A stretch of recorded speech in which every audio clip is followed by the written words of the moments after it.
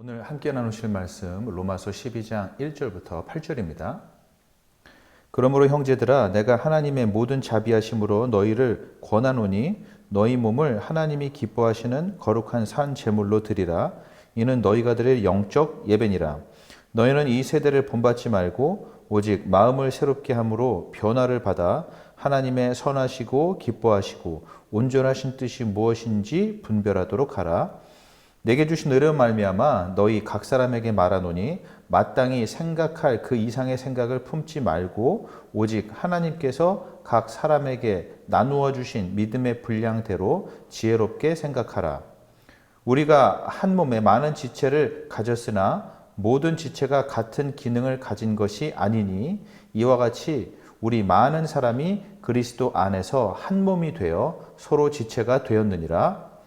우리에게 주신 은혜대로 받은 은사가 각각 다르니 혹 예언이면 믿음의 분수대로, 혹 섬기는 일이면 섬기는 일로, 혹 가르치는 자면 가르치는 일로, 혹 위로하는 자면 위로하는 일로, 구제하는 자는 성실함으로, 다스리는 자는 부지런함으로, 긍휼을 베푸는 자는 즐거움으로 할 것이니라. 우리들이 변하게 되는 경우들이 몇 가지들이 있습니다. 우리는 보통 우리 주변의 환경이 변할 때 거기에 적응을 해요. 그런데 오늘 사도 바울이 로마서에서 계속 얘기한 것은 복음입니다. 1장부터 11장까지 복음이 무엇인지를 설명을 합니다. 그리고 그 복음 때문에 또한 우리들이 경험하게 되는 변화도 있다를 얘기하는 거예요. 다시 말해서 환경에 맞춰서 내가 변하는 것도 있지만 복음 때문에 내 마음이 바뀌고 내 변한 마음으로 말미암아 내 환경에 대해서 내가 새로운 태도, 이해를 가질 수 있다. 그런 방법으로도 삶이 바뀔 수 있다고 얘기를 합니다. 그 바뀌는 모습을 구체적으로 어떻게 얘기를 했느냐? 우리의 삶을 산 제물로 하나님께 드린다라고 얘기를 합니다.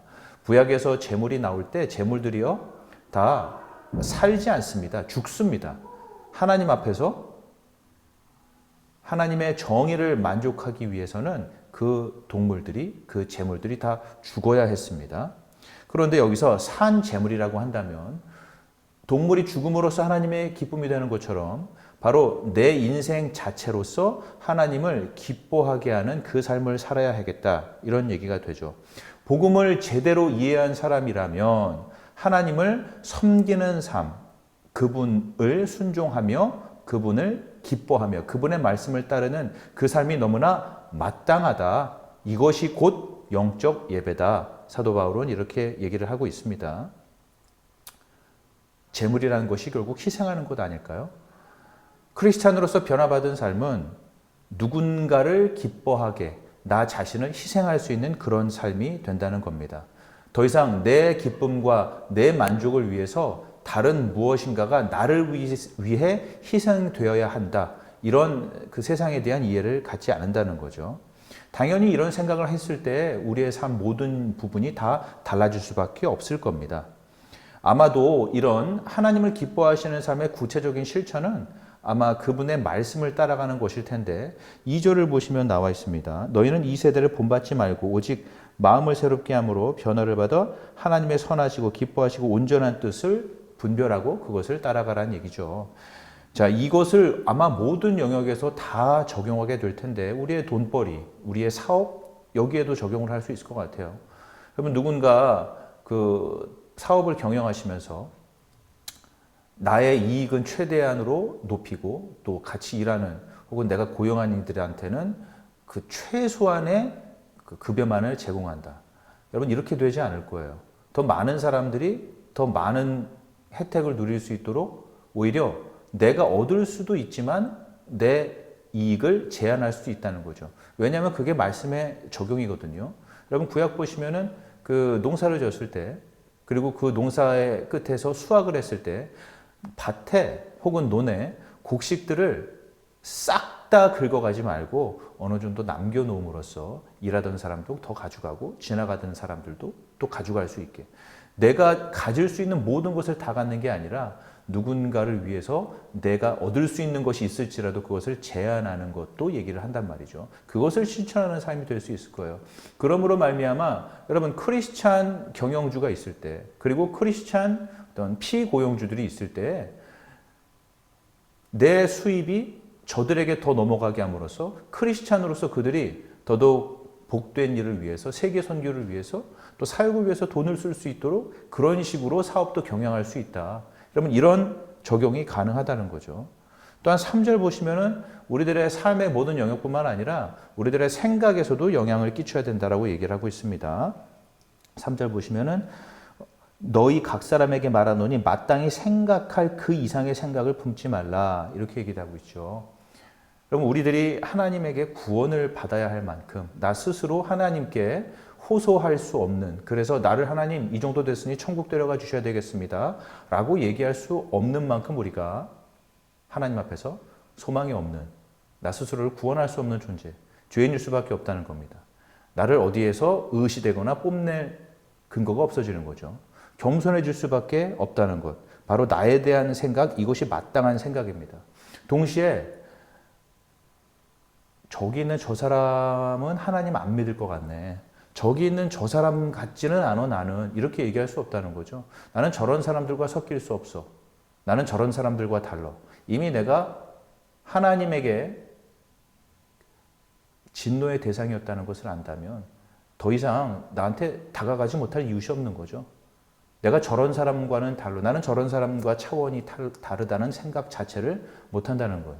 그러면 사람들 사이의 관계에 있어서도 내가 복음 가운데 바른 생각을 가질 때 또 변화가 일어날 수 있다라고 얘기하고 있습니다. 그리고 이와 같은 내 변화된 인생이 가장 극명하게 드러나는 것이 바로 4절에서 얘기가 나오는데 이제 우리는 서로서로의 손과 발입니다. 크리스찬은 예수 그리스도 그 몸이 이 교회라면 그곳에서 각각 활동하고 있는 손, 발, 눈, 심장 여러분 이런 바로 이 기능들을 다 하고 있다는 거죠. 이게 바로 복음의 성격이 그러하기 때문에 그렇습니다. 예수 그리스도 그분이 이 교회의 머리가 되시죠. 그리고 그분은 섬김을 받으러 온 분이 아니라 섬기러 오신 분이기 때문에 그분의 구원을 받은 이들이 모인 이 교회의 성격 자체가 바로 섬김에 있다고 얘기할 수 있겠어요. 그냥 쓰임받지 않는 크리스찬이란 없다는 겁니다. 그냥 임무가 없는 어떤 사역이 없는 크리스찬 있을 수가 없다는 거예요. 슬그머니 교회에 와서 내가 원하는 것을 얻어 그리고 나 스스로를 재충전하고 그러므로 내일이 다 끝났다 예배 다 봤다 하고 슬그머니 돌아가는 그런 크리스찬이란 있을 수 없다는 거죠. 서로 섬기면서 또 서로에게 도움을 받는 그런 공동체 이게 바로 교회가 돼야 되겠습니다. 내가 복음을 통해서 내가 예수 믿으면 뭘 얻을 수 있지? 내가 어떤 사람이 될 수 있지?를 배우는 것에서 그치는 것이 아니라 내가 저 복음을 가지고 어떤 사람에게 무엇이 될 수 있지? 내가 저 사람에게 뭘 줄 수 있지? 도 배울 수 있어야겠어요. 4절 이후로 여러분 쭉 보실 수 있는 게 무엇이냐? 크리스찬들에게는 어떤 재능이라도 안 받은 사람이 없다 이겁니다. 나는 누군가에게 손과 발의 역할을 하고 누군가는 나의 눈, 또 나의 귀의 역할을 하는 거죠.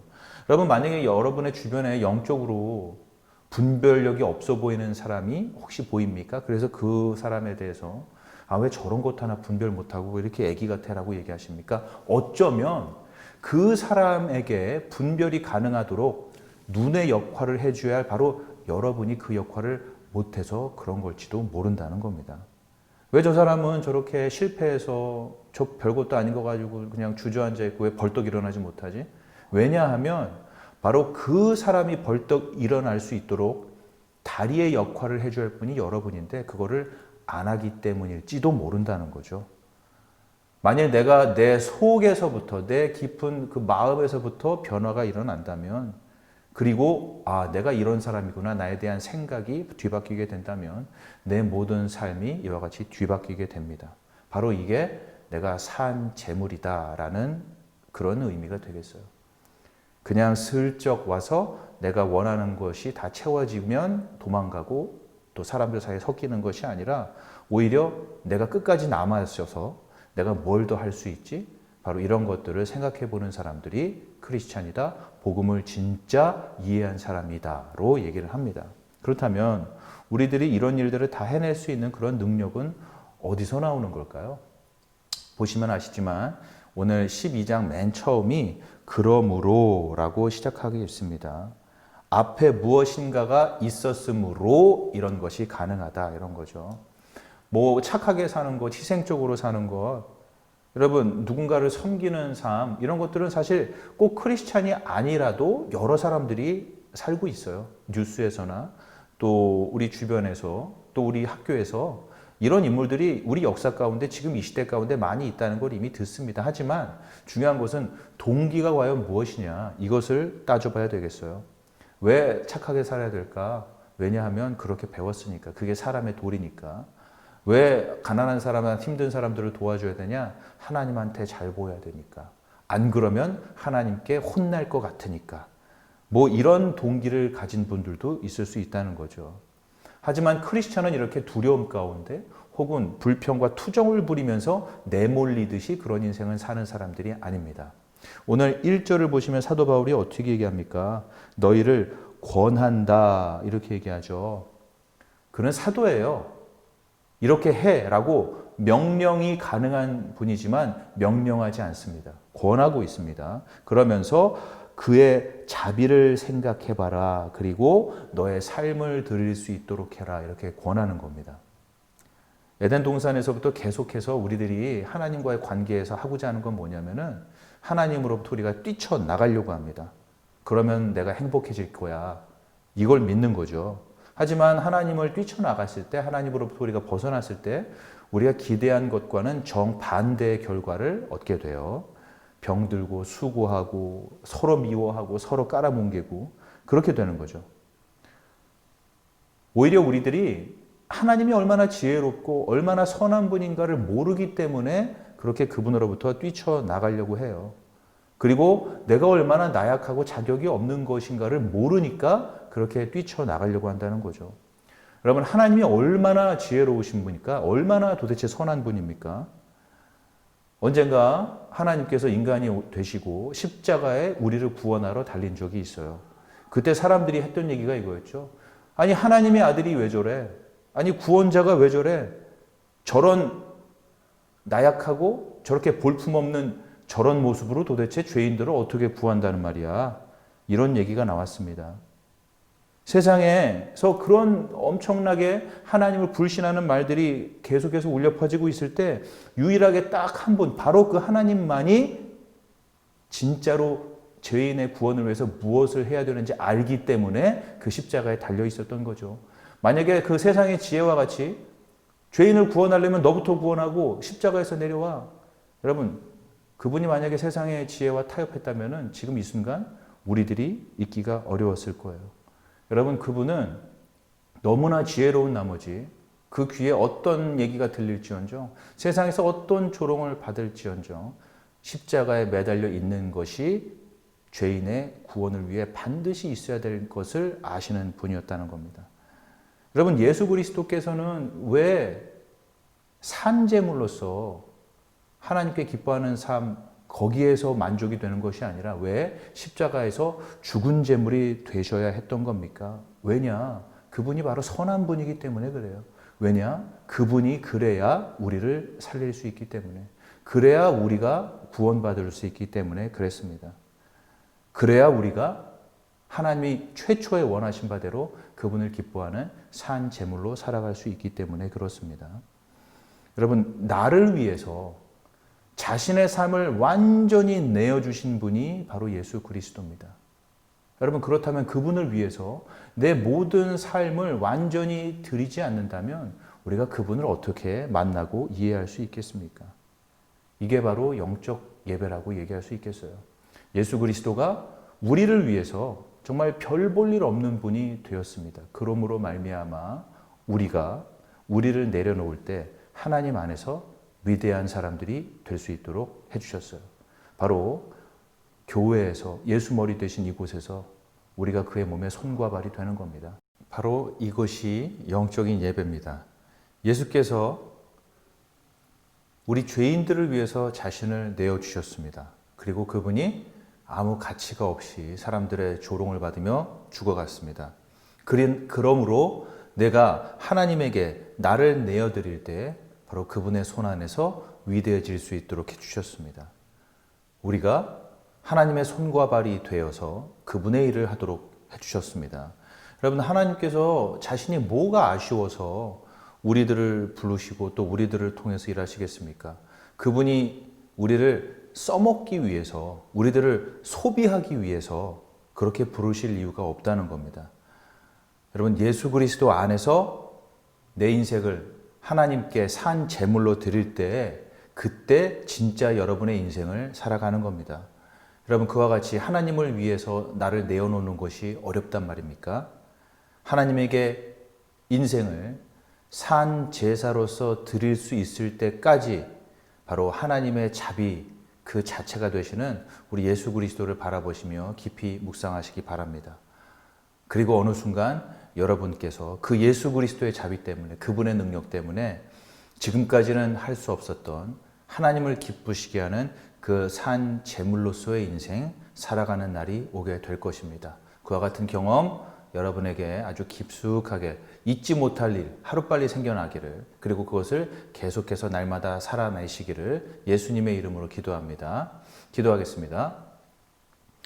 우리 아버지, 감사를 드립니다.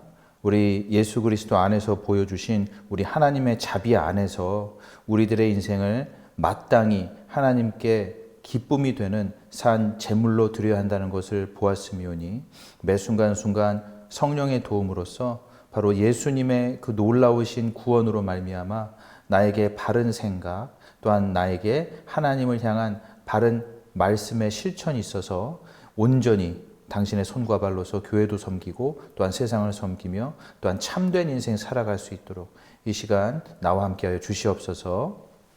지금은 우리 주 예수 그리스도의 은혜와 하나님 아버지의 극진하신 사랑하심과 성령의 감화, 감동, 교통, 위로 충만케 하시는 은사가 지금까지 살아온 것이나 세상 가운데서 배워온 것이 아닌 하나님의 자비, 예수 그리스도 안에서 나를 바르게 생각하고 그러므로 하나님에게도 온전하게 인생을 드리며 참된 생명을 누리고자 하는, 섬기며 사랑하며 베풀며 하나님의 손과 발로 살아가기를 다짐하는 지금 말씀을 나누는 모든 이들 위해 지금으로부터 영원토록 항상 함께 있을지어다. 아멘.